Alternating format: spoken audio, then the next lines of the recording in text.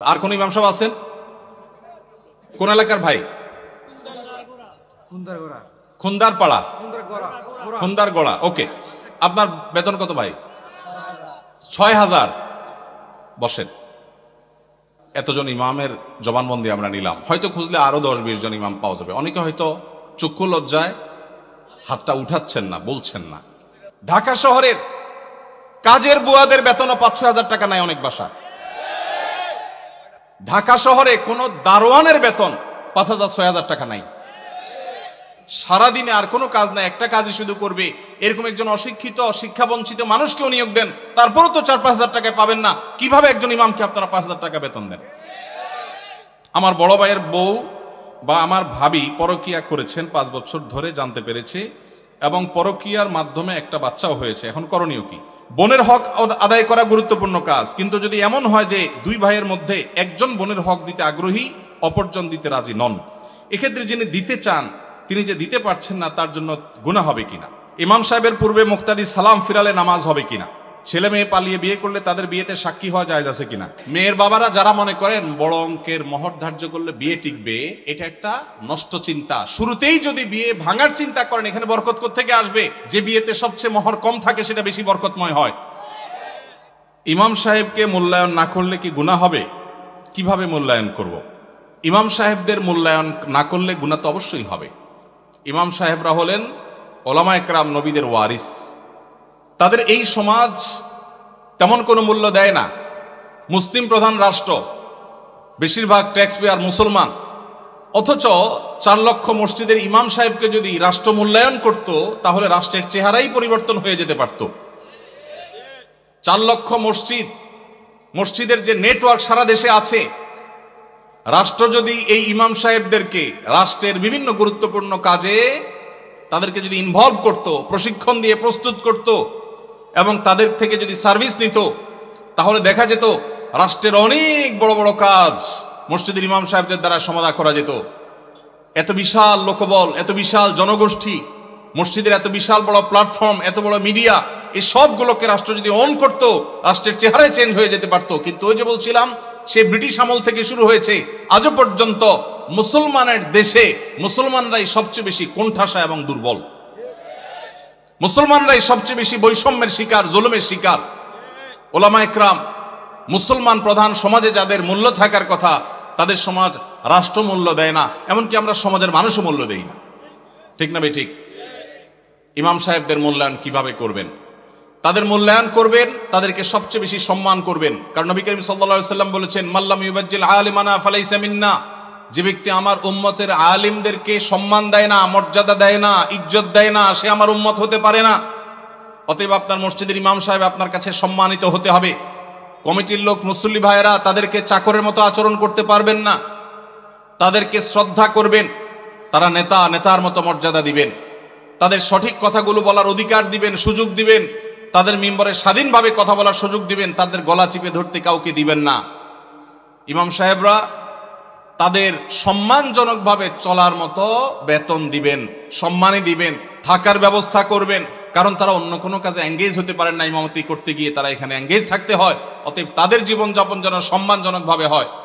পৃথিবীর অন্য যে কোনো মুসলমান দেশে, পৃথিবীর অন্য যে কোনো মুসলমান প্রধান দেশে মসজিদের ইমাম সাহেবরা আমার ক্ষুদ্র জ্ঞান অনুযায়ী বাংলাদেশের ইমাম সাহেবদের চাইতে ভালো অবস্থানে আছে অর্থনৈতিকভাবে।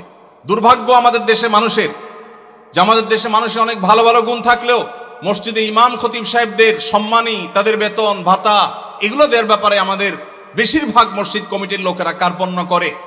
মনে করে ইমাম সাহেবের বেতন আবার ২০-৩০ হাজার টাকা, এত টাকা দিয়ে উনি কি করবে? এই এলাকায় যে সমস্ত ইমাম সাহেবরা আছেন, আমি কি কাউকে দেখতে পারি কেউ আছেন ইমাম সাহেবরা? কোথায়? আপনার বেতন কত ভাই? পুরুষের নাকি বেতন জিজ্ঞেস করলে এটা নাকি আয়ব, আপনি মনে কষ্ট নিয়েন না, এটা শুধু একটু বোঝার জন্য। কত? আপনি ইমাম, আপনি ইমাম, আপনার কত?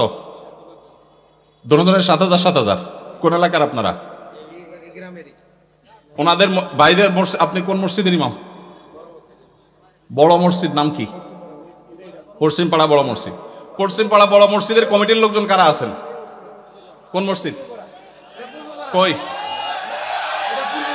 উনি পূর্বপাড়া, হ্যাঁ পূর্বপাড়া মসজিদের মসজিদ কমিটির লোকেরা কেউ ভাই আছেন?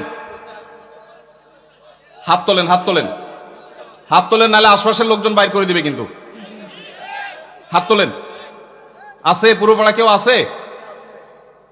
আছে, থাক, আমরা ওনাকে দেখাতে চাই না। আছে পশ্চিম পাড়ার আছেন? আছেন। আর ইমাম সাহেব নাই? কই কই ভাই ইমাম সাহেব, আপনি কোন পাড়ার? একটু দাঁড়ান, কষ্ট করে একটু দাঁড়ান। কোন গ্রামের ইমাম আপনি? হ্যাঁ, মনোহরপুর। আপনার বেতন কত ভাই? 5,500। এই মনোহরপুরের মসজিদ কমিটির কেউ আছেন? মুসল্লি কেউ আছেন কিনা অন্তত? যারা আছেন হাত তোলেন তো। মুসল্লি কারা? কেউ হাত তুলবে না। কমিটির একজন পাওয়া গেছে মুসল্লি? আচ্ছা থাক। আর ইমাম সাহেব কে আছেন বলেন?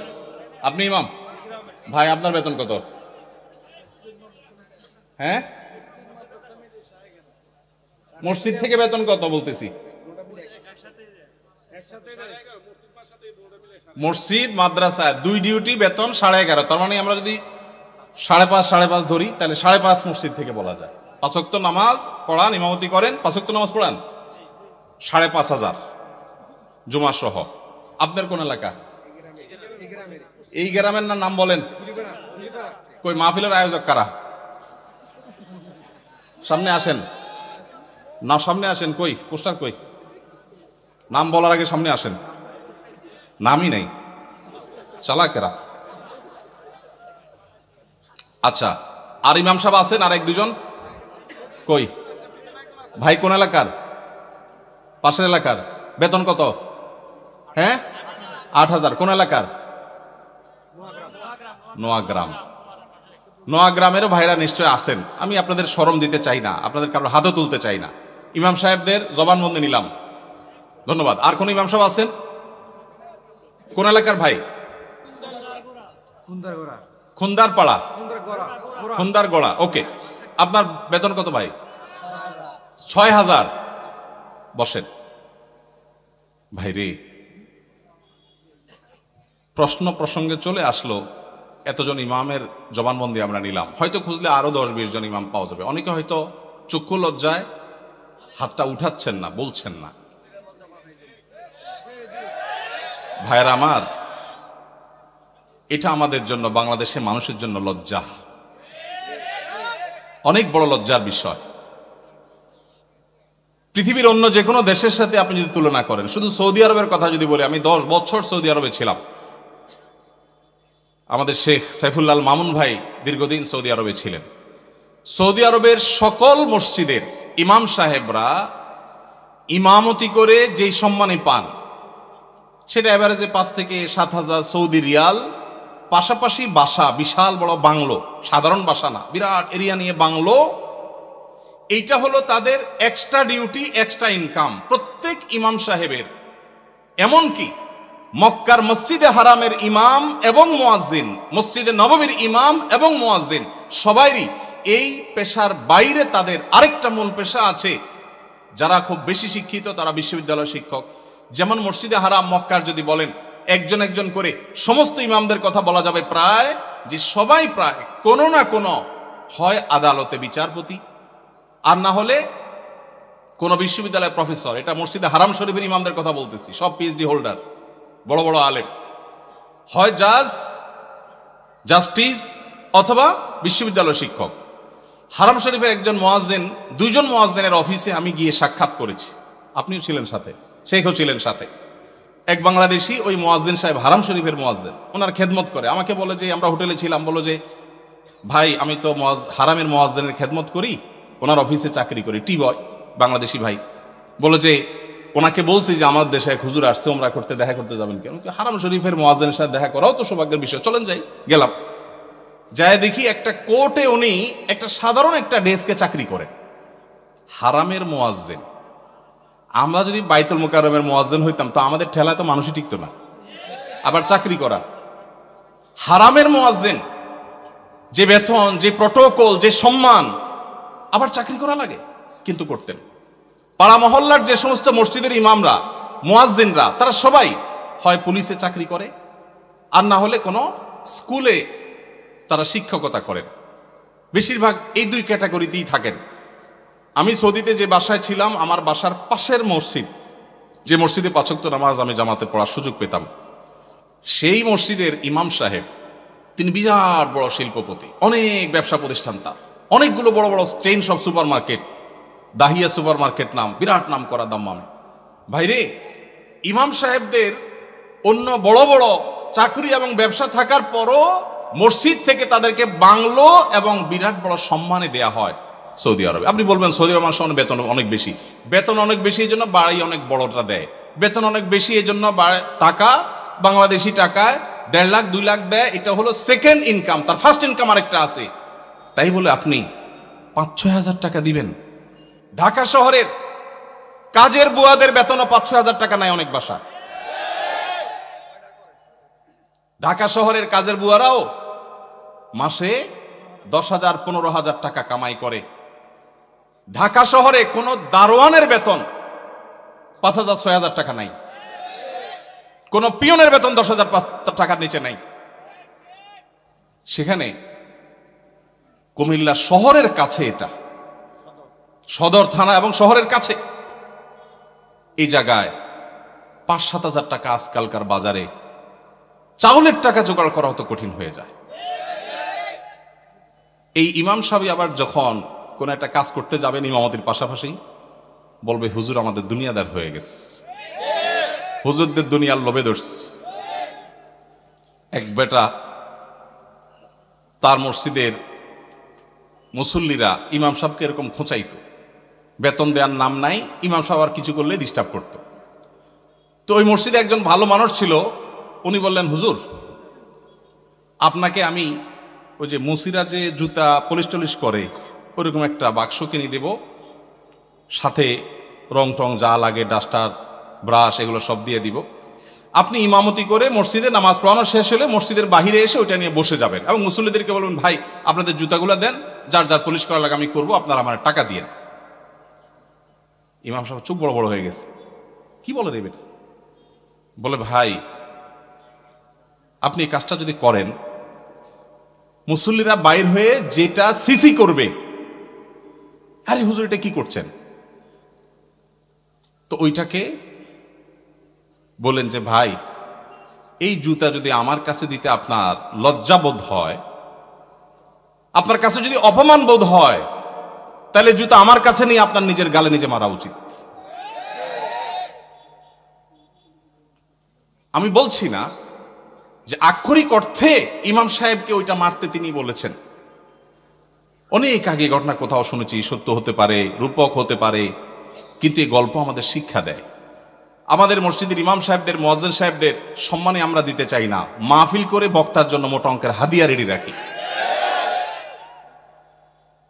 আপনারা বলবেন, হুজুর আপনিও তো মোটা অঙ্কে নিয়েই যাবেন, ওয়াজ তো করতেছেন।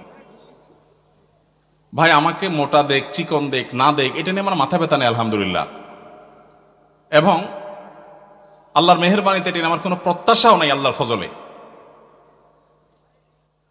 কিন্তু মাহফিল আয়োজকদেরকে বলতে চাই, যারা মাহফিল আয়োজন করেন, লক্ষ লক্ষ টাকা যদি মাহফিল পিছনে খরচ করতে পারেন, ইমাম সাহেবদের বেতন কেন 15,000 20,000 টাকা হতে পারে না?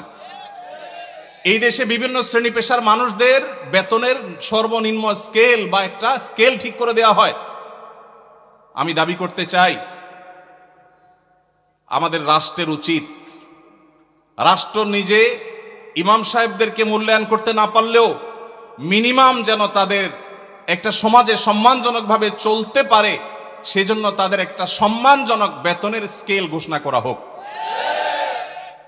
আর সমাজের যারা বিবেকবান মানুষ, আল্লাহর হস্তে তারা ইমাম সাহেবদের সম্মান দেওয়া, মর্যাদা দেওয়া শিখবো তো ইনশাআল্লাহ।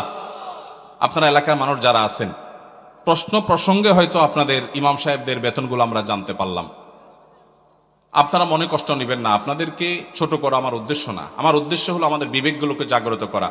কোনো মসজিদ কমিটির লোকজন যদি এখানে থাকেন, তাহলে আমি আপনাদেরকে বলবো, এমনকি মুসল্লি ভাইরা যারা আছেন তাদেরকে বলবো, মসজিদে গিয়ে এটা নিয়ে দাবি তুলবেন, ইমাম সাহেবের সম্মানজনক বেতন নিশ্চিত করতে হবে ইনশাআল্লাহ।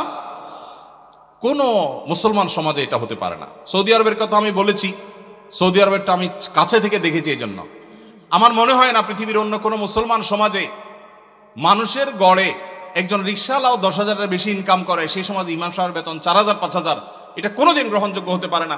আপনাদের এই ধুলিপাড়ায় কুমিল্লায় আপনারা যদি সারাদিনে আর কোনো কাজ না, একটা কাজই শুধু করবে, এরকম একজন অশিক্ষিত শিক্ষাবঞ্চিত মানুষকেও নিয়োগ দেন, তারপরও তো 4-5 হাজার টাকায় পাবেন না। কিভাবে একজন ইমামকে আপনারা 5,000 টাকা বেতন দেন? কোন মসজিদের দায়িত্বশীল ভাইরা আছেন যে আপনারা তওবা করবেন যে ইমাম সাহেবের বেতন 10-এর উপরে উঠাবেন? কেউ আছেন? থাকলে পার্টিকুলার কেউ থাকলে বলেন, কেউ আছেন? সভাপতি সাহেব, সেক্রেটারি সাহেব যদি থাকেন যে আলোচনা করবেন, অন্তত এ ওয়াদা করবেন। আপনি কোন মসজিদের নাম বলেন? নোয়াগ্রাম। এখন বর্তমান বেতন কত ইমাম সাহেবের? উঠছেন যেহেতু জিজ্ঞেস করি। 7,000। এখন নিয়ত করছেন কত দিবেন? 25 সাল থেকে। 25 সাল মানে এখন তো 25 শুরু হয়ে গেছে। 10-এর প্রস্তাবনা আছে। মাশাআল্লাহ মাশাআল্লাহ। ভাইয়ের মসজিদ কোন এলাকা? নোয়াগ্রাম চৌধুরী বাড়ি। আপনি কি কমিটির?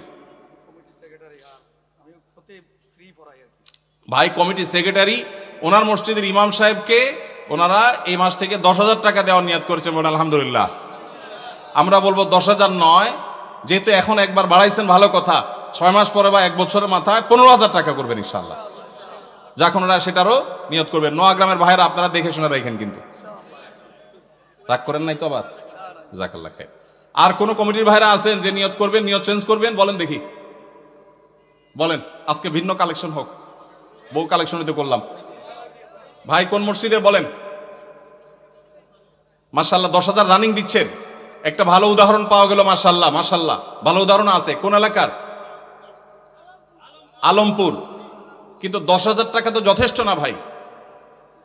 কবে নাগাদ আনুমানিক একটা আইডিয়া দেন না? আইডিয়া দেন না, আলাপ করেই তো দিবেন। আপনি তো একা দিবেন না, অন্তত প্রস্তাবনা দিয়ে যে মাহফিল থেকে হুজুররা প্রস্তাবনা দিছে, অন্তত 15,000-এর ভিতরে রাখেন, 12 থেকে 15 ভিতরে ইনশাআল্লাহ। কবে নাগাদ? আলোচনা সাপেক্ষে। ঠিক আছে। আপনি মসজিদ কমিটির কি? সেক্রেটারি সাহেব। মাশাআল্লাহ, আল্লাহ সেক্রেটারি সাহেবকে তৌফিক দান করুন, বলুন আমিন। একটা ভালো দৃষ্টান্ত। ভাইরা 10,000 দিচ্ছেন, মাশাআল্লাহ, কিন্তু 10,000 যথেষ্ট না ভাই। 10,000 যথেষ্ট হতে পারে না। আল্লাহ তাআলা আমাদেরকে উলামায়ে কেরামের, মসজিদের ইমাম সাহেবদের মূল্যায়ন করার তৌফিক নসিব করুন। আমি ভাই একাধিক মাহফিলে এমন ঘটেছে যে মসজিদে গিয়ে ইমাম সাহেবদের বেতন কম, এটা ব্যক্তিগত আলোচনা জানতে পেরেছি।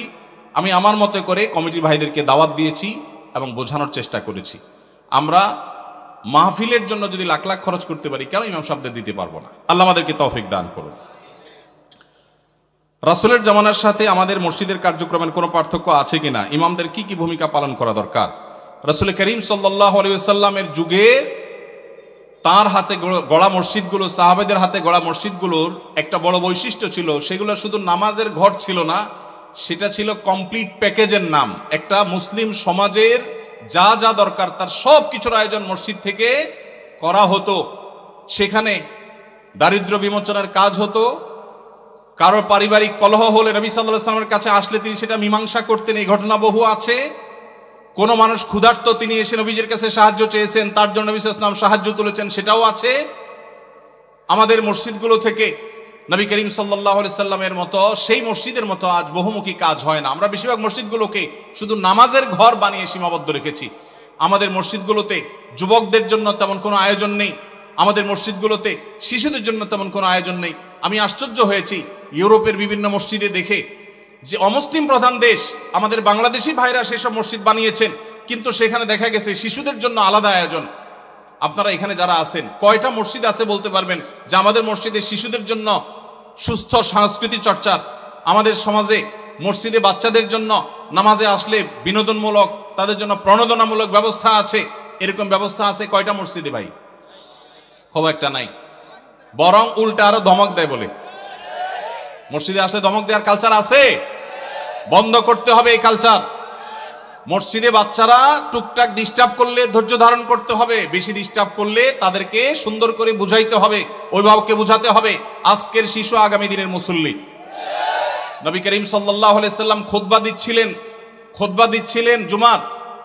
হাসান বা হোসেন রাদিয়াল্লাহু তাআলা আনহুমা দৌড়ে আসছিলেন নানার দিকে, জামা পেঁচায়া শরীরের সাথে পড়ে গেছেন।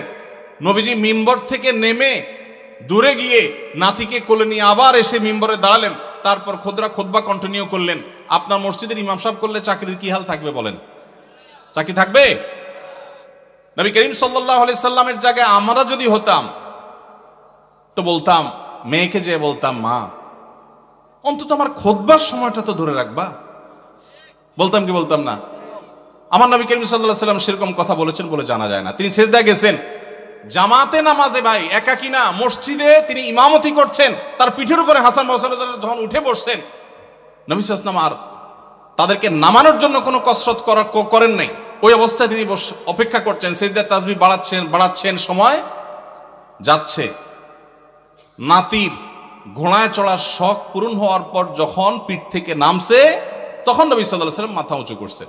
এরপরে নামাজ শেষে সাহাবীরা জিজ্ঞেস করছে, হে আল্লাহর রাসূল, আজকে সিজদা একটু লম্বা হয়েছে, ব্যাপার কি? কি কোনো ওহী আসলো নাকি বিশেষ কোনো নির্দেশ কি? তখন নবী সাল্লাল্লাহু আলাইহি ওয়াসাল্লাম বললেন, সেরকম কিছুই না, আসলে নাতি পিঠের উপর উঠেছিল, আমি তাকে নামাতে চাইনি, সে নেমেছে, তারপরে তিনি নবী সাল্লাল্লাহু আলাইহি ওয়াসাল্লাম মাথা উঁচু করেছেন। আমাদের ইমাম সাহেবদের যদি নাতি তো দূরের কথা, নাতিরে তো মানুষ এটা এক্সট্রা আদর করে, ছেলেও যদি আসতো বা নাতির জায়গায় আরো কিছু যদি আসে, পিঠের উপরে তার পরিবারে কোনো বাচ্চা আসতো, ইমাম সাহেবের চাকরি চলে যেত। ঠিক না ভাই? ঠিক। ভাইরা আমার, যদি নবী সাল্লাল্লাহু আলাইহি সাল্লামের পিঠে নাতি উঠার পরও নবী সাল্লাল্লাহু আলাইহি সাল্লাম ফাতেমা রাদিয়াল্লাহু তাআলা আনহাকে এই কথা বলার কথা হাদিসে পাওয়া যায় না যে নামাজের পর নবী সাল্লাল্লাহু আলাইহি সাল্লাম ফাতেমা রাদিয়াল্লাহু বসে বলেছেন, বললে সেটা অবশ্যই হাদিসে আসতো। নবী সাল্লাল্লাহু আলাইহি সাল্লামের ব্যক্তিগত জীবনের যে সমস্ত বিষয় থেকে উম্মতের শিক্ষা আছে তার সবগুলোই হাদিসে আসে।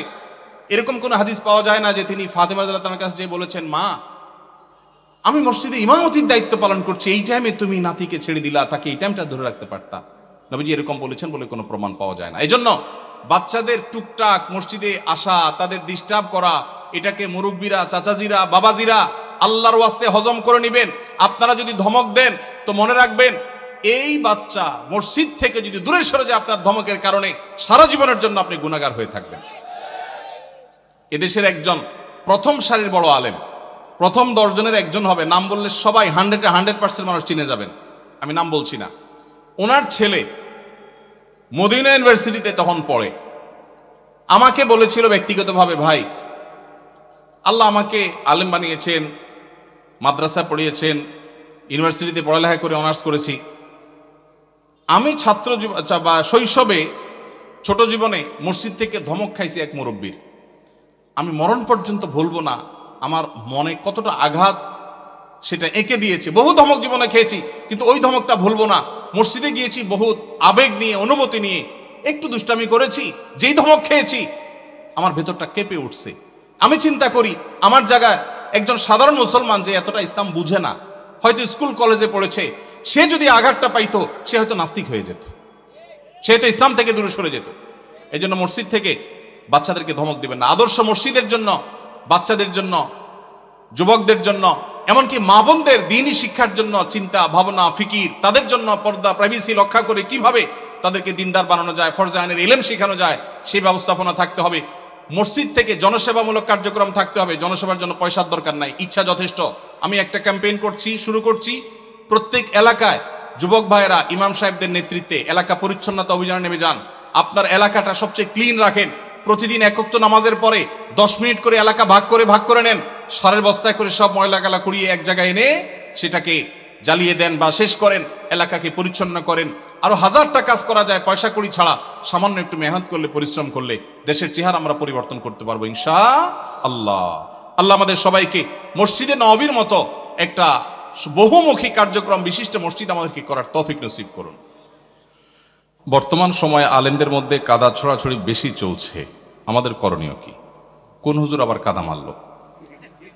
শীতকালে কাদা পাবে কোথায় এখন ভাই? তো ওলামায়ে কেরামের মধ্যে মত পার্থক্য থাকবে, এটা স্বাভাবিক।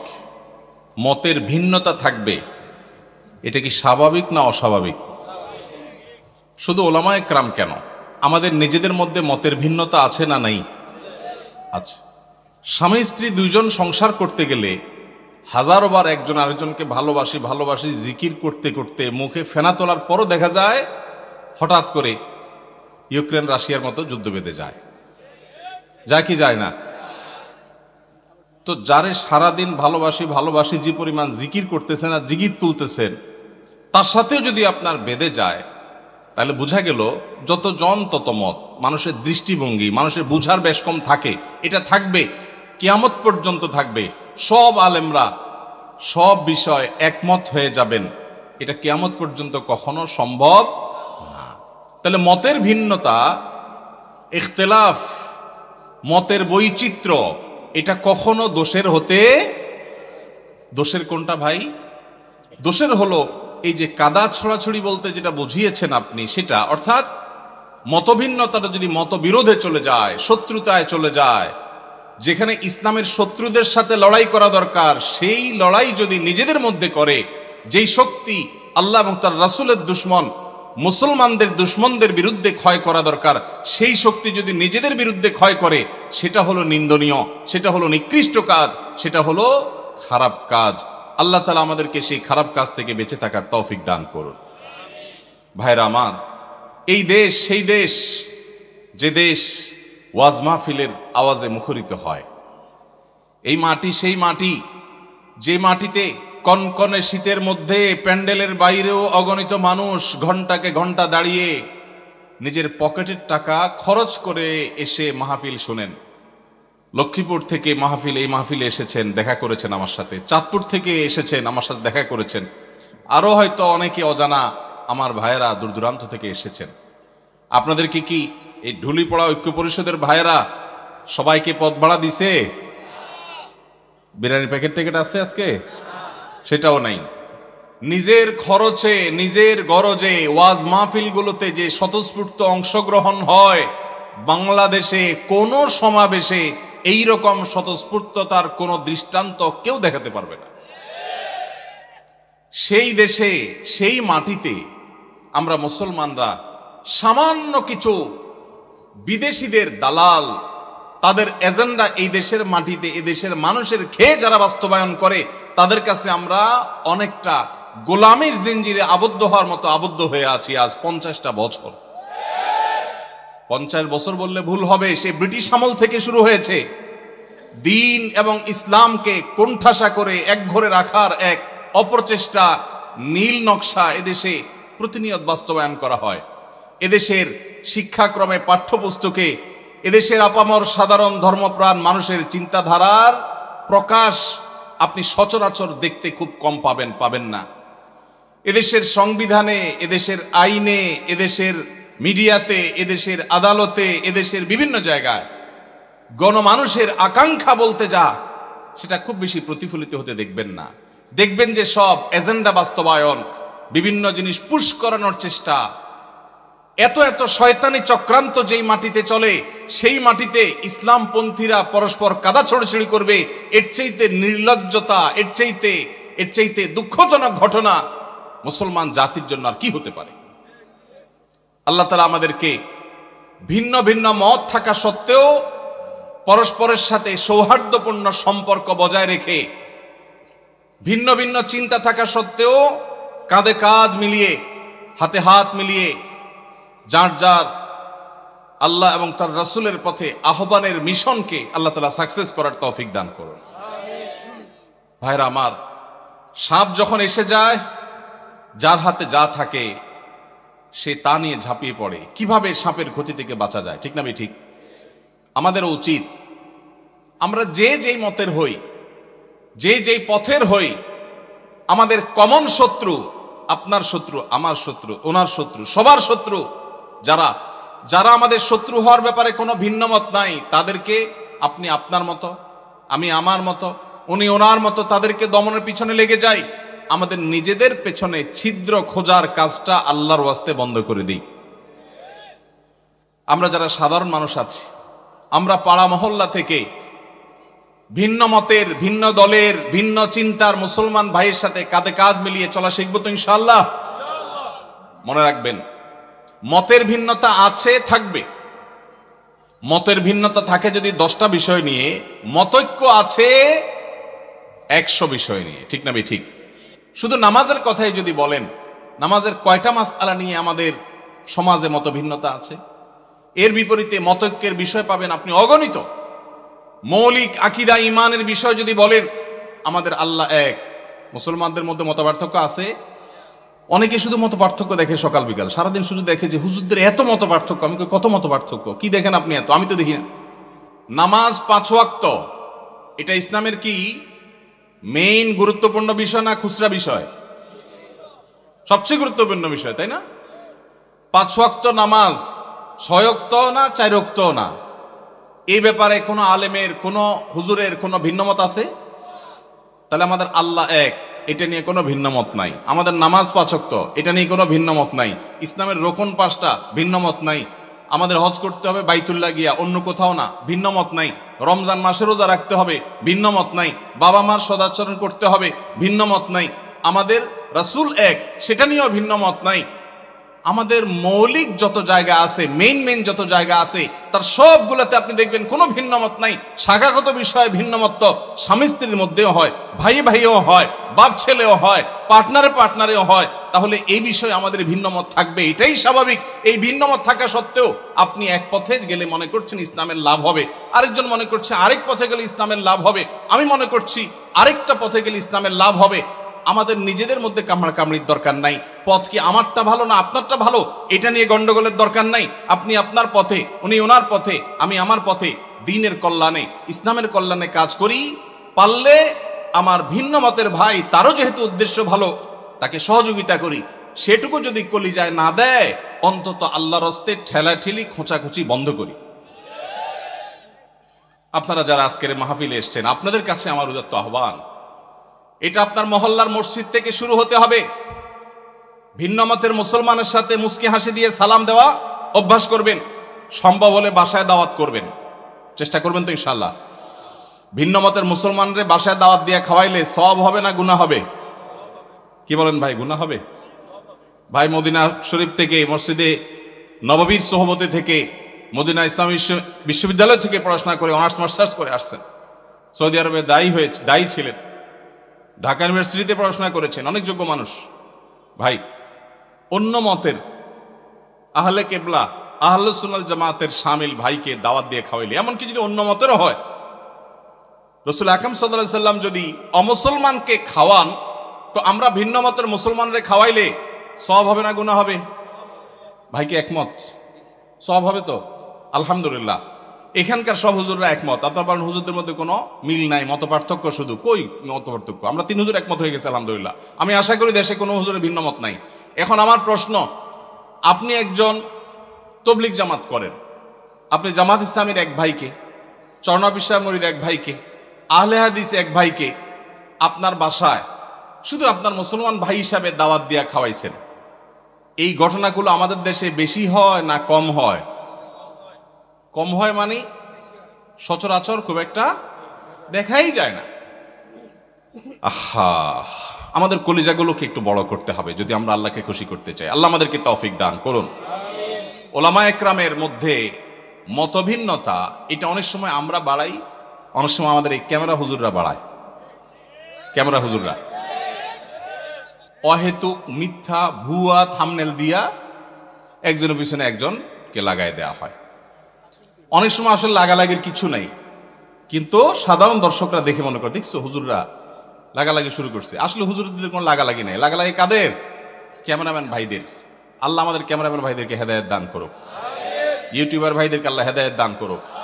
সামান্য ভিউ কামানোর জন্য যারা আল্লাহর দ্বীনের ক্ষতি করছেন, যারা ওলামা একরামের মধ্যকার সম্পর্ক নষ্ট করছেন, তারা আল্লাহকে ভয় করেন। এই টাকা জাহান্নামের আগুন হয়ে আপনাদেরকে স্পর্শ করবে। এমনি ক্যামেরা সেট করা নিয়ে আপনারা এদের উপরে খেপা আছেন, এখন তাদের বিরুদ্ধে ওয়াজ গেছে। আমি তো তাদের নিরাপত্তা নিয়ে আশঙ্কায় আছি। আল্লাহ তাআলা আমাদের ভাইদেরকে হেদায়েত দান করুন। ভাইরা আমার, সিরিয়াস ইস্যু। যারা ইউটিউবাররা আছেন, ওয়াজ মাহফিলের ভিডিওগুলো আপনারা রেকর্ড করেন, ছাড়েন, আল্লাহর হস্তে ভুলভাল ফালতু থাম্বনেল দিবেন না। এমন মিথ্যা থাম্বনেল দেখা যায় ওটার কথা ভিতরে কিছুই নেই। অনেক সাদামাটা মানুষ আছে, বুঝে না। তো ওলামা ইকরামের মধ্যে দূরত্ব সৃষ্টি করার ক্ষেত্রে এসব কাজেরও ভূমিকা আছে। আমরা যারা সাধারণ মানুষ আছি, আমাদের কাজ কি? আমাদের কাজ হলো অন্তর থেকে সব মুসলমানকে ভালোবাসবো। চেষ্টা করা যাবে না ইনশাআল্লাহ? আমি আমার কাজ করব, ভালোবাসবো সবাইকে।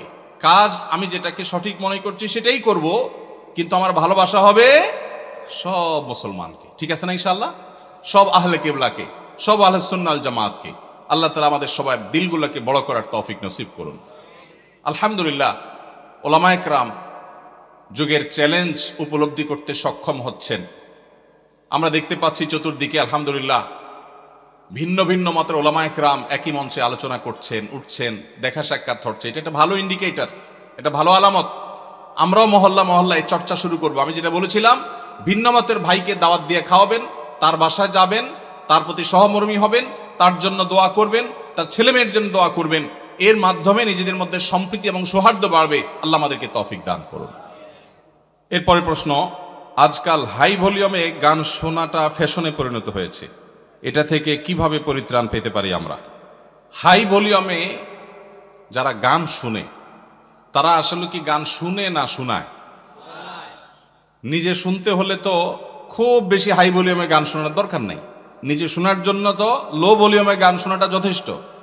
যারা গান শুনতে চায়, মানুষ আছে একজন বা দুইজন এক জায়গায়, কিন্তু ফুল ভলিউম দিয়ে যখন ঝাঁকানাকা গান শুনছে, পুরো এলাকা কাঁপতেছে মাটিসহ, তারা কি নিজেরা আসলে গান শুনছে না শোনাচ্ছে? এজন্য প্রশ্নকর্তা ভাই যে ফ্যাশন লিখেছেন, খুব যথার্থ লিখেছেন। এটা যতটা না গান শোনা, ততটা তার চেয়ে বেশি ফ্যাশন। এটা হলো একটা অনাচার, একটা জুলুম, এটা হলো একটা অসভ্যতামূলক আচরণ। এটা কোনো সভ্য ভদ্র সমাজের কোনো মানুষের, ভদ্র মানুষের, ভালো মানুষের কোনো আচরণ হতে পারে না। আমি সব সময় এটার বিরুদ্ধে কথা বলার চেষ্টা করি। আমাদেরকে একটা বিপ্লব করতে হবে, সেটা হলো শব্দ সন্ত্রাসের বিরুদ্ধে বিপ্লব। অনেকেই দেখা যায় বিয়ে, গায়ে হলুদ, গায়ে মরিচ, আকিকা, নানান অনুষ্ঠানের নামে হাই ভলিউমে ডেকসেট ভাড়া করে গান শুনছে।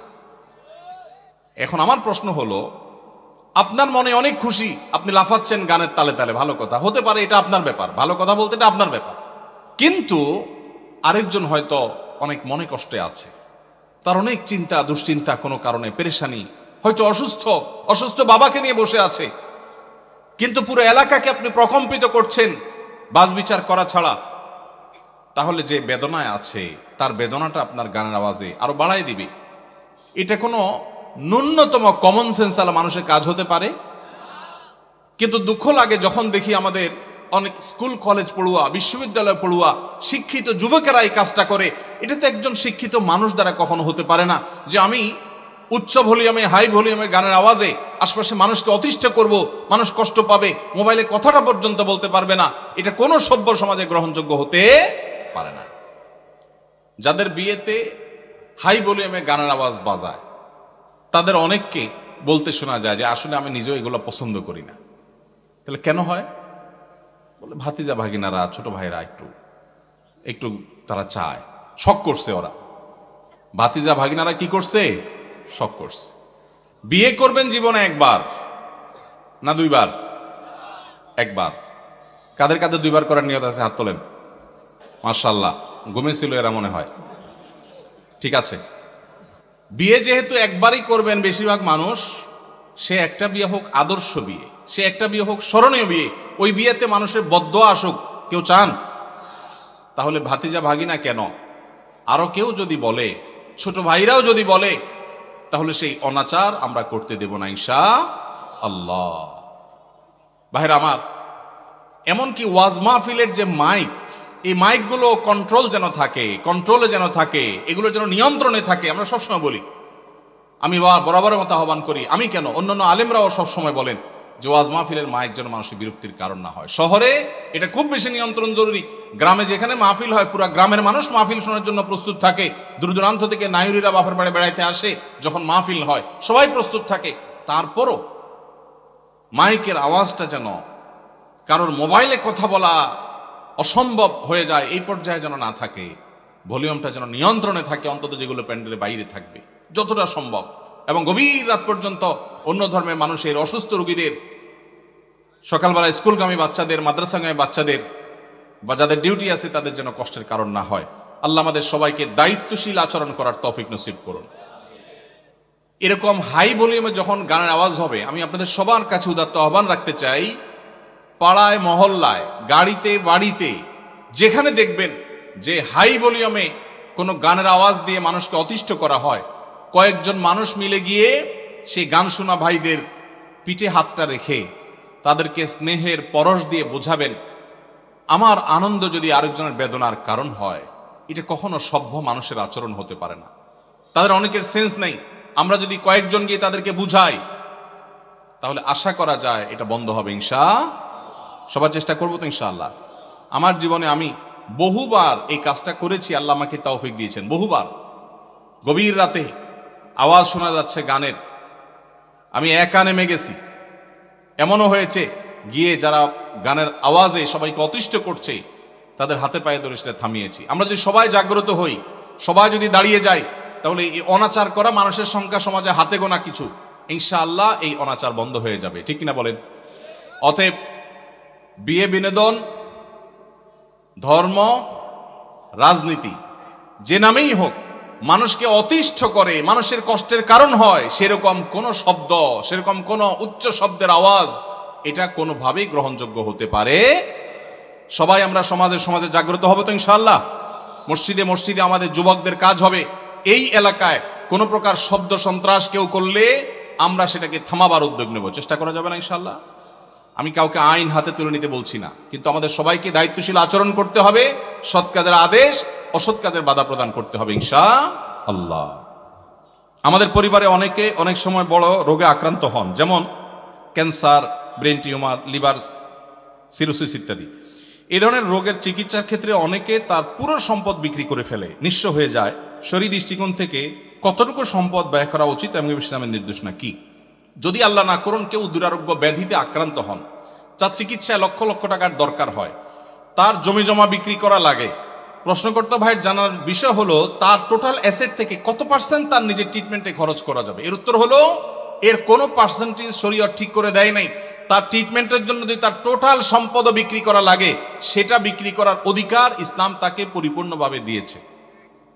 মানুষের সম্পদের ক্ষেত্রে শরীয়ত তাকে এতটা স্বাধীনতা দিয়েছে যে তার সম্পদ কি করবে না করবে এক্ষেত্রে কারোর সেখানে কোনো নাক গলাবার অধিকার, সন্তানদের এটা বলার অধিকার নাই যে বাবা তুমি নিজে চিকিৎসা সব খরচ করবো, আমরা কি করব, এটা বলার অধিকার নাই। অনেক কুলাঙ্গার সন্তান আছে, বাবার এরকম সিরিয়াস পর্যায়ে হয়ে গেলে জমি বিক্রি করতে দেয় না, বরং বাধা দেয়।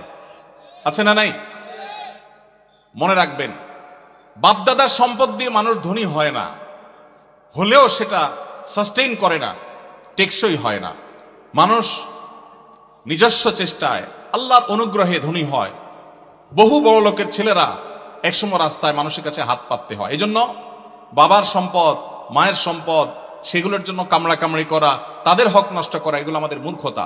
তবে হ্যাঁ, কেউ যদি মনে করেন যে দুরারোগ্য ব্যাধিতে আমি আক্রান্ত হয়েছি, এখানে ট্রিটমেন্ট করে আসলে লাভ হবে না, ডাক্তারদের অ্যাসেসমেন্ট অনুযায়ী মৃত্যুই নিশ্চিত এবং জটিল পরিস্থিতি, তাহলে সেক্ষেত্রে আমার বাচ্চারা তারা অসহায় হয়ে যাওয়ার চাইতে আমি সুন্নত হিসাবে ট্রিটমেন্ট করি, কিন্তু খুব বেশি অ্যাগ্রেসিভলি ট্রিটমেন্টের জন্য খরচ করব না। এটা যদি কেউ সিদ্ধান্ত নেয় তো সেই এখতিয়ারও শরীয়ত ওই ব্যক্তিকে দিয়েছে, অবস্থা বুঝে তিনি ডিসিশন নেবেন। এরপরে প্রশ্ন, আমার বড় ভাইয়ের বউ বা আমার ভাবি পরকীয়া করেছেন 5 বছর ধরে, জানতে পেরেছে এবং পরকীয়ার মাধ্যমে একটা বাচ্চাও হয়েছে, এখন করণীয় কি? পরকীয়া এখন ঘরে ঘরে হয়েছে ভাই, জঘন্য ব্যাধিতে পরিণত হয়েছে। তো এইরকম যদি পরিস্থিতি হয়, ইসলামী শরিয়াত দৃষ্টিকোণ থেকে এটা সবচেয়ে বড় জঘন্য অপরাধ হয়েছে। ইসলামী বিচার ব্যবস্থা থাকলে এর সবচেয়ে কঠিন শাস্তি হতো, যেহেতু বিচারিকভাবে আইনগতভাবে সেটা কার্যকর করবার সুযোগ নেই, যেহেতু ইসলামী বিচার ব্যবস্থা নেই। এজন্য এটার বিচারের ভার কোনো এলাকার কোনো মোড়ল মাতবর কেউ নিজের হাতে নেওয়ার অধিকার কারোর নাই, সুযোগ নাই, খবরদার। তবে এইরকম পাপিষ্ঠ তার সাথে সংসার করার বিষয়ে যদি সে চরিত্রহীন এটা সাব্যস্ত হয়, চার চরিত্র সংশোধনের আশা না থাকে, তাহলে তাকে ডিভোর্স দিয়ে ভিন্ন কোনো চিন্তা তার স্বামী করতে হবে। আর যদি তিনি তার কৃতকর্মের জন্য অনুতপ্ত হয়ে আল্লাহর কাছে মাপ চান, যেহেতু ইসলামী বিচার ব্যবস্থা নাই, সেহেতু তার শাস্তি কার্যকর করবার উপায় নাই, কিন্তু তিনি তওবা করলে আল্লাহ তাআলা চাইলে মাফও করতে পারেন। এটা একান্ত তাদের বিষয়, আল্লাহর বিষয়। দোয়া কবুল হওয়ার জন্য মহান আল্লাহ তাআলার কাছে কিভাবে দোয়া করতে হবে? দোয়া কবুল হওয়ার জন্য প্রথম শর্ত হলো হালাল উপার্জন থাকা। হারাম উপার্জনকারী ব্যক্তির দোয়া কবুল হয় না। চুরি করে, ডাকাতি করে, টিন চুরি, গম চুরি করে এরপরে মক্কা শরীফ গিয়ে 2 হাত তুলে আল্লাহর কাছে চোখের পানি ফেলে দোয়া করছেন, হাদিস বলছে দোয়া কবুল হবে না, দোয়া কবুল হবে না। নবী করিম সাল্লাল্লাহু আলাইহি ওয়াসাল্লাম পরিষ্কার হাদিস আছে, অনেক দূর থেকে এলোমেলো চুল নিয়ে, ধুলোমলিন শরীর নিয়ে কেউ যদি কাবার চারপাশে হাত তুলে দোয়া করে, আন্না ইউস্তাজাবু লিযালিক, কিভাবে তার দোয়া কবুল হবে? নবীজি বলেছেন, কারণ দেহ, তার শরীর, তার সম্পদ হারাম দ্বারা গঠিত হয়েছে।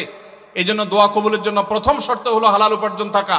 কেউ যদি আগে হারাম উপার্জন করে থাকেন, এখন তওবা করবেন, মানুষের হক মেরেছেন, এখন ফেরত দিবেন, তারপরে আল্লাহর কাছে দোয়া করবেন, ইনশাআল্লাহ দোয়া কবুল হবে। দোয়া কবুলের দ্বিতীয় শর্ত হলো অন্তরের অন্তঃস্থল থেকে কায় মনোবাক্যে দোয়া করবেন, অন্য মনস্ক হয়ে না, দায় সারা ভাবে না, মনোযোগ দিয়ে দোয়া করবেন। দোয়া কবুলের জন্য আরেকটা গুরুত্বপূর্ণ শর্ত হলো হালাল বিষয়ে দোয়া করবেন। হারাম জিনিস আল্লাহর কাছে চাইবেন না, 2 নম্বর জিনিস আল্লাহর কাছে চাইবেন না।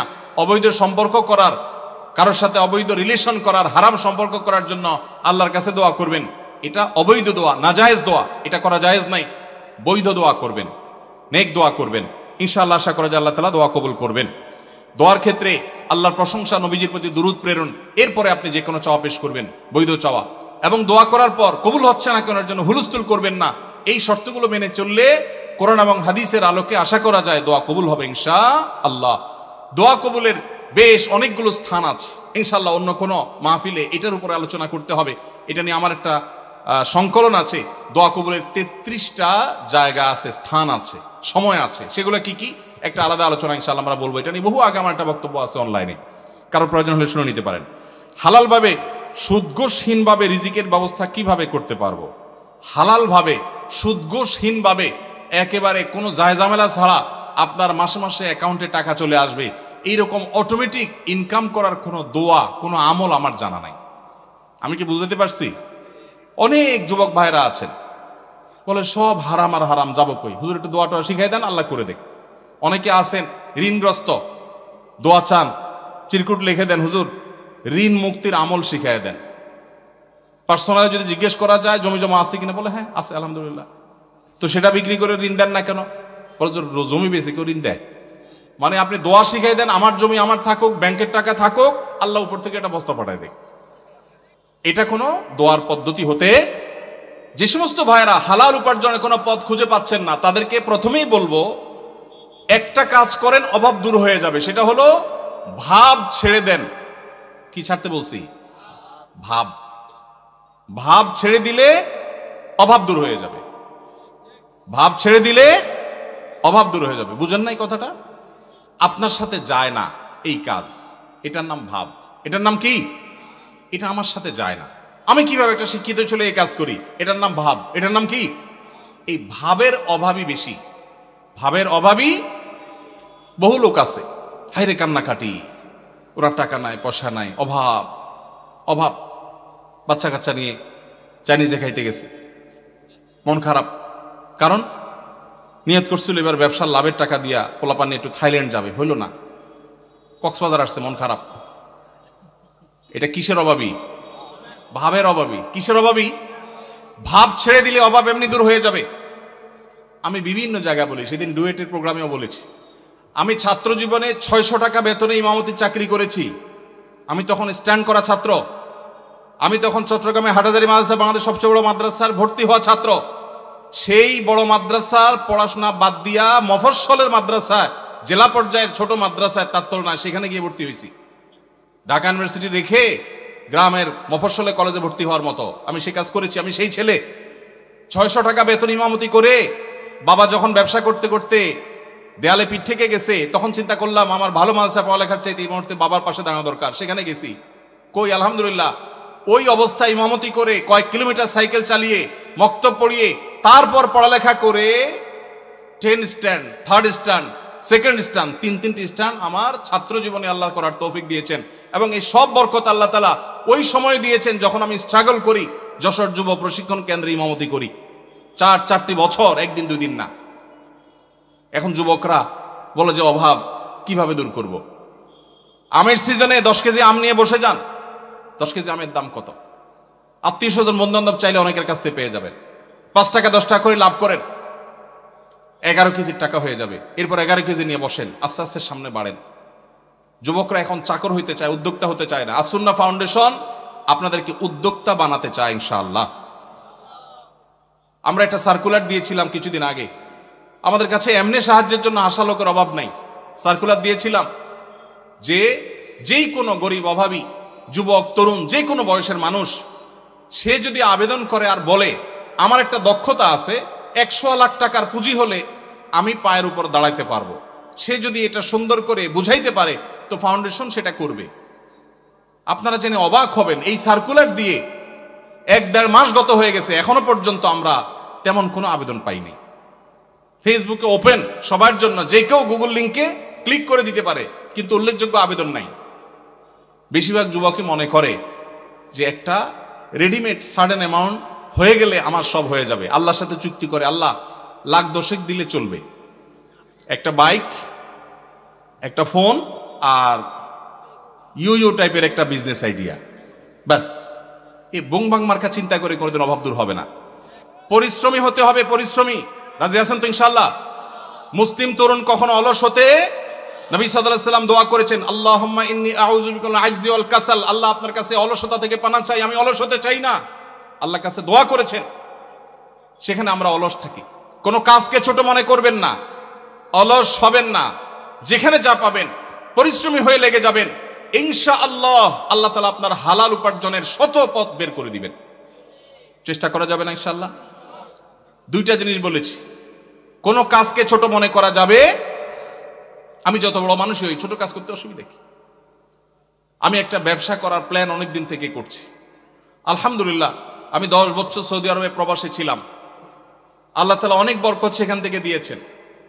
সেটা দিয়ে আল্লাহ তাআলা ছোট ছোট 2টি ফ্ল্যাট করার তৌফিক দিয়েছেন। 10 বছর চাকরি শেষে সৌদি আরবে এতগুলো টাকা একসাথে পাওয়া যায়, ওই যে ভাই জানেন, এই সবগুলো টাকা দিয়ে আল্লাহ তাআলা যে ছোট ছোট 2টি জায়গা দিয়েছেন, তার ভাড়ার টাকা আসে, আমার ডাল ভাত খেয়ে বাঁচা যায়। তারপর আমি ব্যবসা করতে চাই, কারণ আমি চাই যে আমার ভাইয়েরা, আমার দিনী ভাইয়েরা, তারা শিখুক যে পরিশ্রম করতে হয় হালাল উপার্জনের জন্য, অন্যের উপার্জনের পথ যেন খোলে সেজন্য চেষ্টা করতে হয়। এই জন্য সুদ ঘুষ ছাড়া, হারাম ছাড়া উপার্জনের পথের জন্য কায়িক পরিশ্রম শুরু করে দেন, চেষ্টা করা শুরু করে দেন। আসুন্নাহ ফাউন্ডেশন স্কিল ডেভেলপমেন্ট ইনস্টিটিউটে বেকার তরুণদেরকে প্রশিক্ষণ দেয়। প্রশিক্ষণের পর কাউকে পুঁজি দিয়ে ব্যবসা দেওয়া, কাউকে চাকুরি দেওয়া, কাউকে বিদেশে চাকরির সন্ধান করে দেওয়া, এই কাজটা আসুন্নাহ ফাউন্ডেশন করছে, শত শত যুবকের জন্য করছে। ওপেন ফর অল, সামনে রমাদান উপলক্ষে স্মল বিজনেস ম্যানেজমেন্টের কোর্সের জন্য আবেদন করা হচ্ছে। দেশের যে কোনো জায়গা থেকে যে কেউ আবেদন করতে পারবে, আমাদের ফেসবুক পেজ দেখলে পাবেন। আল্লাহ তাআলা আমাদের ভাইদের হালাল উপার্জনের পথ উন্মুক্ত করে দিন, বলুন আমিন। অজু করার পর বাচ্চাদেরকে বুকের দুধ খাওয়ালে কি অজু ভেঙে যায়? না, বুকের দুধ মায়েরা যদি বাচ্চাদেরকে খাওয়ান অজু অবস্থায়, অজুর কোনো ক্ষতি হবে না, কারণ দুধ এটা কোনো নাপাক জিনিস না। শরীর থেকে নাপাক জিনিস বের হলে তখন মানুষের অজু ভঙ্গ হয়। যেহেতু মায়ের বুকের দুধ এটা কোনো অপবিত্র জিনিস না, নাপাক না, অতএব বাচ্চাকে দুধ খাওয়ালে তাতে অজুর কোনো ক্ষতি হবে না। বোনের হক আদায় করা গুরুত্বপূর্ণ কাজ, কিন্তু যদি এমন হয় যে 2 ভাইয়ের মধ্যে একজন বোনের হক দিতে আগ্রহী, অপরজন দিতে রাজি নন, এক্ষেত্রে যিনি দিতে চান তিনি যে দিতে পারছেন না, তার জন্য গুনাহ হবে কিনা? ভাইরা আমার, এই প্রশ্ন অনেকের। অনেক পরিবারে একজন ভাই আল্লাহ ভীরু, তিনি বোনের হক দিতে চান, আল্লাহর ভয় আছে, কিন্তু বাকি ভাইরা দিতে চান না। কি করবেন? উত্তর হলো, যে ভাই দিতে চান তিনি বাবার সম্পদ থেকে, ধরা যাক 2 ভাই আছেন, 1 বোন আছে, ওই 1 বোনকে দিবেন বলে 1 ভাই রাজি না, আরেক ভাই রাজি। যিনি রাজি, বাবার সম্পদ থেকে 50% করে 2 ভাই ভাগ করে নিয়েছেন। যদি এমন হয়, তো যেই ভাই দিতে রাজি তিনি তার 50%-এর মধ্যে বোনের হক কতটুকু, কোন আলেমের কাছ থেকে জিজ্ঞেস করে যে আমার ভাগে কতটুকু আসছে, ততটুকু তিনি দিয়ে দিবেন। অপর ভাই যে তার ভাগের অংশটা দেন নাই, এর জন্য তিনি আল্লাহর কাছে বুঝবেন। এখন যদি আপনি মনে করেন 1 ভাই যদি দিতে চাচ্ছেন, আমি কি করব? আপনার করার আছে, আপনার অংশ থেকে আপনি আপনারটুকু দিয়ে দিবেন, ইনশাআল্লাহ আল্লাহর কাছে আপনি দায়মুক্ত হয়ে যাবেন। কেউ মারা গেলে বা ধর্মীয় পরিচয় দিতে গেলে বলা হয় তিনি সম্ভ্রান্ত মুসলিম পরিবারে জন্মগ্রহণ করেছেন। আমার জানার বিষয় হলো, সম্ভ্রান্ত পরিবার বলতে কি বোঝানো হয়? ভাইরা আমার, খুবই প্রয়োজনীয় একটি প্রশ্ন।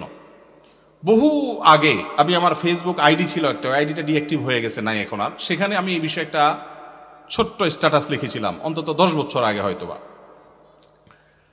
এটা খুবই গুরুত্বপূর্ণ বিষয়। আপনারা প্রায় শুনবেন কোনো নেতা, কোনো পয়সাওয়ালা বা যে কোনো মানুষ মারা যাওয়ার পর তার ব্যাপারে কোনো নিউজ করা হলে বা কোথাও লেখা হলে, এমনকি পরিচয় দিতে গেলে, ধর্মীয় পরিচয় দিতে গেলে বলা হয় তিনি অমুকের ছেলে অমুক, তিনি অমুক গ্রামের একটি সম্ভ্রান্ত মুসলিম পরিবারে জন্মগ্রহণ করিয়াছেন। আপনারা পড়ছেন না, পড়েন না এরকম লেখা? এই যে সম্ভ্রান্ত মুসলিম পরিবার বলা হয়, এটা আমার একান্ত ব্যক্তিগত দৃষ্টিভঙ্গি। এটা আমি মনে করি খুবই গর্হিত একটা শব্দ। এমনি সম্ভ্রান্ত শব্দ, এই শব্দ নিয়ে ভিন্ন আলাপ আছে, আমি সেদিকে যাচ্ছি না, শব্দের বিশ্লেষণে যাচ্ছি না। সম্ভ্রান্তে বলতে বোঝানো হয় আশরাফ, অভিজাত, কুলীন, তারপরে আশরাফ মানে খুব বেশি সম্মানীয়। এই যে বংশ এবং পরিবারের মধ্যে কুলীন আর অকুলীন, এই ভেদাভেদ কাদের মধ্যে আছে? হিন্দু ভাইদের মধ্যে আছে, ঠিক না? ঠিক। হিন্দুদের মধ্যে জাতের ব্যবধান আছে না নাই? হিন্দুদের মধ্যে সব জাতের মানুষ কি সমান? তাদের মধ্যে সম্ভ্রান্ত জাত আছে, আবার একেবারে অসম্ভ্রান্ত জাত আছে। মুসলমানদের মধ্যে কিরকম সম্ভ্রান্ত অসম্ভ্রান্ত বলতে কোনো ভেদাভেদ আছে? আল্লাহ বলেছেন পরিষ্কারভাবে, এই আল্লাহ তাআলা এই পরিবারের পরিচয় সম্পর্কে বলেছেন, ইন্না খালাকনাকুম শুউবান ওয়া কাবাইলা, বিভিন্ন গোত্রে বিভিন্ন পরিবারে তোমাদের সৃষ্টি করেছি, লিতাআরাফু, পরিচয়ের সুবিধার্থে, চেনার সুবিধার্থে। ইন্না আকরামাকুম ইনদাল্লাহি আতকাকুম, তোমাদের মধ্যে সবচেয়ে বেশি মর্যাদাবান সে যার ভিতরে তাকওয়া সবচেয়ে বেশি। পারিবারিক পরিচয়, বংশগত পরিচয়ের ভিত্তিতে কখনো মর্যাদার তারতম্য হবে না। অতএব সম্ভ্রান্ত আর অসম্ভ্রান্ত মুসলমানদের মধ্যে এই ধারণাটাই হলো হিন্দু থেকে আসছে এবং একটি ভুল, একটা অপসংস্কৃতি। এটা আমাদের দূর করতে হবে এবং ত্যাগ করতে হবে ইনশাআল্লাহ। ইমাম সাহেবের পূর্বে মুক্তাদি সালাম ফিরালে নামাজ হবে কিনা, এটা অনেকের হয়, হয় না? হয় না? যাদের একটু তাড়াহুড়ার রোগ আছে, ইমাম সাহেব একটু কাশি দিতে গেলে মনে করে সালাম দিছে, সালাম ফিরে ফেলে, হয় কি হয় না? কিছু লোক আছে দেখবেন ট্রেনের মধ্যে একটু তাড়াতাড়ি যাওয়া দরকার, তো এদিকে জোর করে বগির মাথা মাথা হাঁটে, কেন? তার তাড়াতাড়ি যাওয়া দরকার। সে বেশি জোরে হাঁটলে কি ট্রেন তাড়াতাড়ি চলবে, আগে পৌঁছাবে? কিন্তু সে চেষ্টা করে। তো আপনি যতই হুলস্থুল করেন, ইমামের আগে তো নামাজ শেষ করতে পারবেন না। তো এই জন্য ইমামের আগে কোনো কাজ করা এটা ভুল। নবী সাল্লাল্লাহু আলাইহি ওয়াসাল্লাম বলেছেন, ইন্নামা জুইলাল ইমামু লিউতাম্মা বিহি, ইমাম দেয়া হয়েছে তাকে অনুসরণ করবার জন্য। ইমাম যখন রুকুতে যায় তারপরে রুকুতে যাবা, যখন সিজদা যায় তারপরে সিজদা দিবে, যখন সালাম ফিরে তারপরে সালাম দিবে। এ হলো নবী সাল্লাল্লাহু আলাইহি ওয়াসাল্লামের নির্দেশ। অতএব ইমাম সালাম ফেরানোর আগে সালাম ফিরানো যাবে না। যদি কেউ ইমাম সালাম ফেরানোর আগে সালাম ফিরিয়ে ফেলেন, তাহলে হানাফি মাযহাবের ওলামাদের মতে নামাজ হয়ে যাবে, কিন্তু এরকম করাটা মাকরুহ। আর অন্য অনেক ইমামদের মতে নামাজই হবে না, কারণ ইমামরা আনুগত্য করা ওয়াজিব। যেহেতু আমাদের এদেশে বেশিরভাগ মানুষই হানাফি ফিকহ ফলো করেন, হানাফি ফিকহ হানাফি মাযহাব অনুযায়ী এটা মাকরুহ তাহরিমি, এটা করা উচিত না। কখনো যদি ভুলে হয়ে গেছে তাহলে সেটা মাকরুহ হবে না, সেটা মাফ। এটা অবশ্য সবার মতে, ভুলে হয়ে গেলে গুনাহ হবে না, নামাজ হয়ে যাবে ইনশাআল্লাহ তাআলা। তাহলে হানাফি মাযহাবের ওলামাদের মতে নামাজ হয়ে যাবে, কিন্তু কাজটা অনুচিত। আর যদি একান্ত অসতর্কতাবশত হয়ে যায় তাহলে সেটা মাফ, কোনো অসুবিধা নেই, নামাজ তো সর্বাবস্থায় হবে। রবিবারে বাঁশ কাটা অমঙ্গল, এই কথার কোনো ভিত্তি আছে কিনা? এটা কুসংস্কারের জন্য কথা ভাই। ছেলে মেয়ে পালিয়ে বিয়ে করলে তাদের বিয়েতে সাক্ষী হওয়া জায়েজ আছে কিনা? পালায় মিরাক বিয়ে করবে কেন? পালায় এত মানুষ চুরি করে, অথবা চুরি করার পরে পালায় যায়, ঠিক না ঠিক? হয় পালায় পালায় চুরি করে, আর নাহলে চুরির পরে ধরা পড়লে পালায় যায়। বিয়েকে ভালো কাজ না খারাপ কাজ? তো এই ভালো কাজটা পলায় কেন করবে? বাবা মাকে জানায় করতে হবে।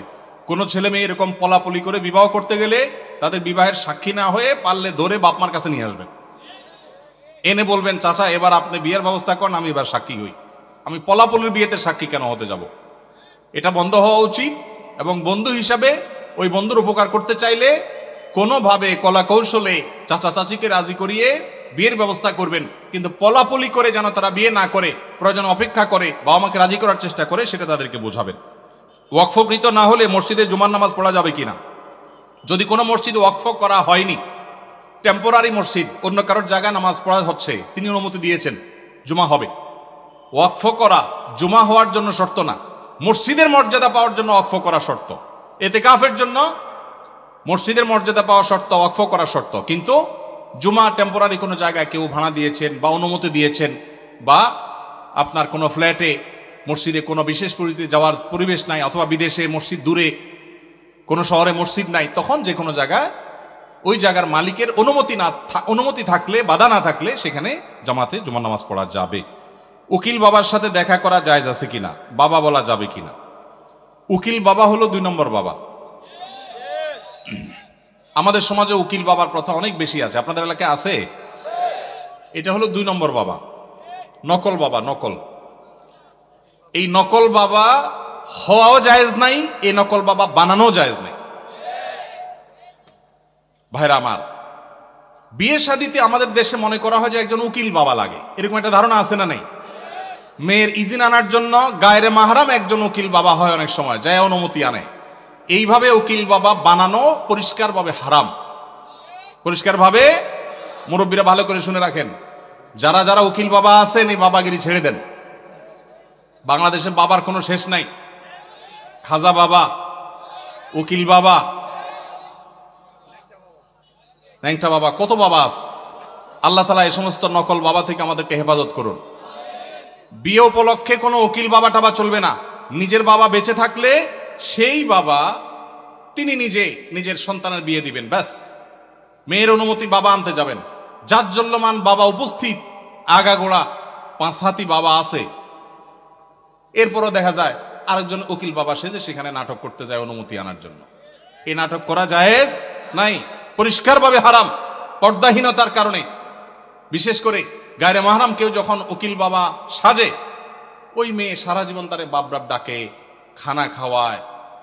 এটা আমাদের সামাজিক মানে একটা কুসংস্কার বলতে পারেন, এর সাথে ইসলামের কোনো সম্পর্ক। যুবকরা বিয়েতে কোনো উকিল বাবা যেন না থাকে। মুরব্বীরা যারা যার যার বিয়ের উকিল বাবা আছেন, আল্লাহর হস্তে বাবাগিরি ছেড়ে তওবা করে আল্লাহর কাছে চলে আসেন, চেষ্টা করবেন তো ইনশাআল্লাহ। এই উকিল বাবার নাম দিয়া পর্দাহীনতা 2 নম্বরই 1000টা জিনিস হয়। নিজের বাবারই খবর নাই, কিসের আবার উকিল বাবা।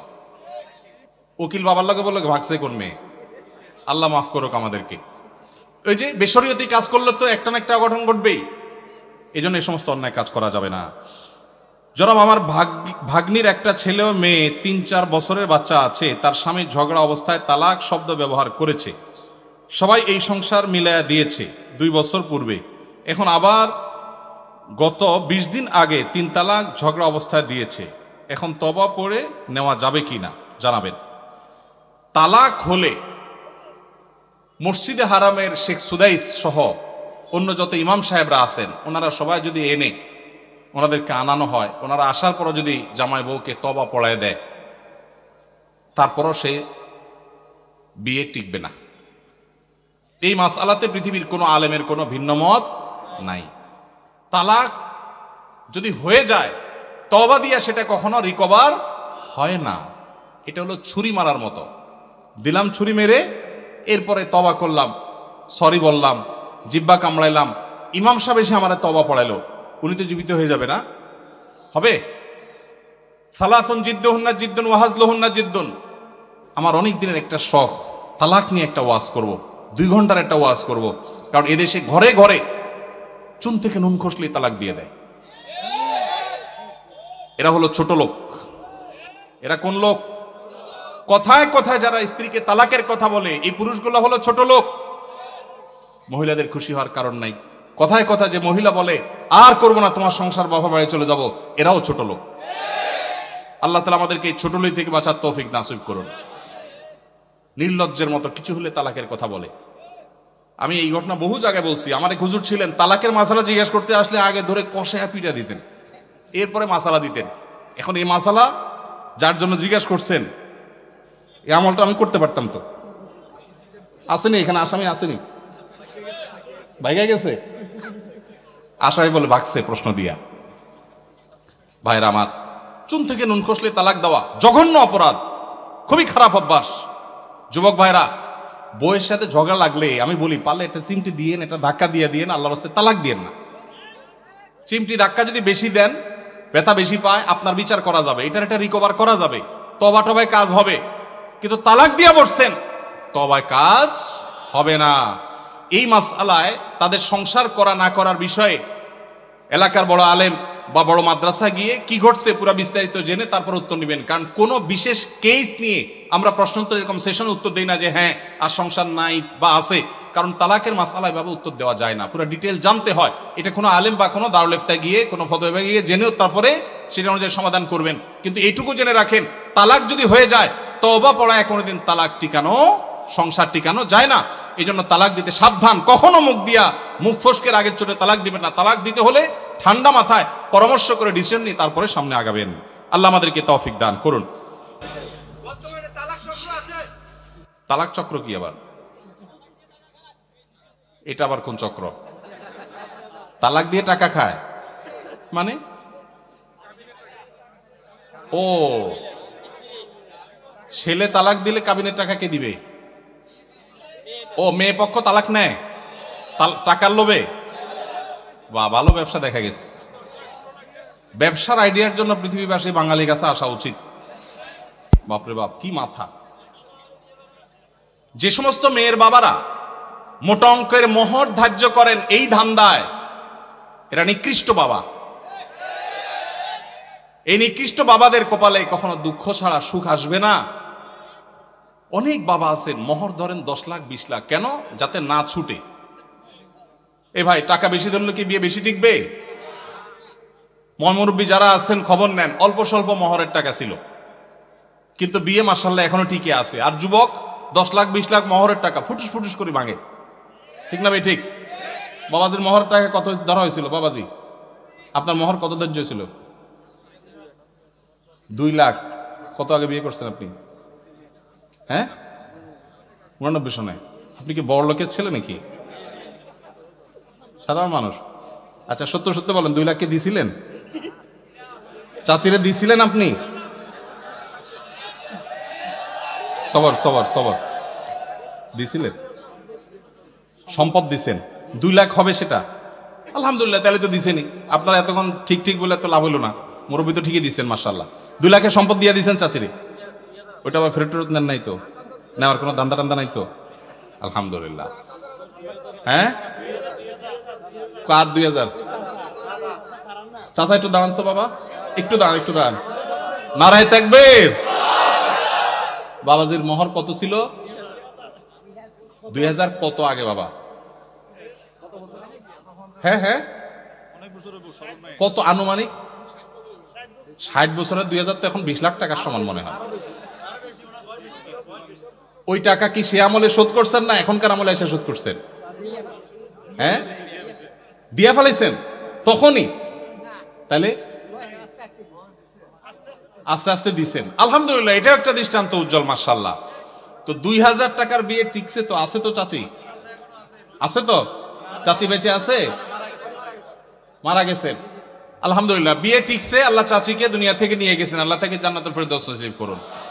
মেয়ের বাবারা যারা মনে করেন বড় অঙ্কের মোহর ধার্য করলে বিয়ে টিকবে, এটা একটা নষ্ট চিন্তা। শুরুতেই যদি বিয়ে ভাঙার চিন্তা করেন, এখানে বরকত কোত্থেকে আসবে? ইন্না আযামান নিকাহি বারাকাতান আইসারুহা মাউনাতান। যে বিয়েতে সবচেয়ে মোহর কম থাকে সেটা বেশি বরকতময় হয়। এই জন্য 10 লাখ 20 লাখের ভিতরে বরকত নাই। হ্যাঁ, কারণ আল্লাহ তাআলা সামর্থ্য দিয়েছে অনেক, সে 10 লাখ কেন 10 কোটি দিল ভিন্ন কথা। সামর্থ্য নাই, ছেলে বেতন পায় 10,000, মোহর ধরছেন 10 লাখ টাকা। এটা ফায়জলামতি ছাড়া আর কিছু হতে পারে না। তো এই বিয়ে বাণিজ্য, তালাকের বাণিজ্য করবেন না। আল্লাহ আমাদের সবাইকে বোঝার তৌফিক নসিব করুন। ভাইরা আমার, রাত হয়েছে, আমরা আর কথা বাড়াতে চাই না। যে বাকি প্রশ্নগুলো আছে সেগুলো প্রশ্ন উত্তর ইনশাআল্লাহ আমরা অন্য কোনো মজলিসে দেওয়ার চেষ্টা করব। আজকের এই ঢুলিপাড়া ঐক্য পরিষদের যে মাহফিলে যে আলোচনাগুলো আমরা শুনলাম, আল্লাহ তাআলা আমাদের সবাইকে সে আলোচনা অনুযায়ী আমল করার তৌফিক দান করুন, বলুন আমিন। আল্লাহ তাআলা আমাদের সবাইকে এই মাহফিল থেকে দ্বীন এবং ঈমানের শিক্ষা নিয়ে যাওয়ার তৌফিক দান করুন।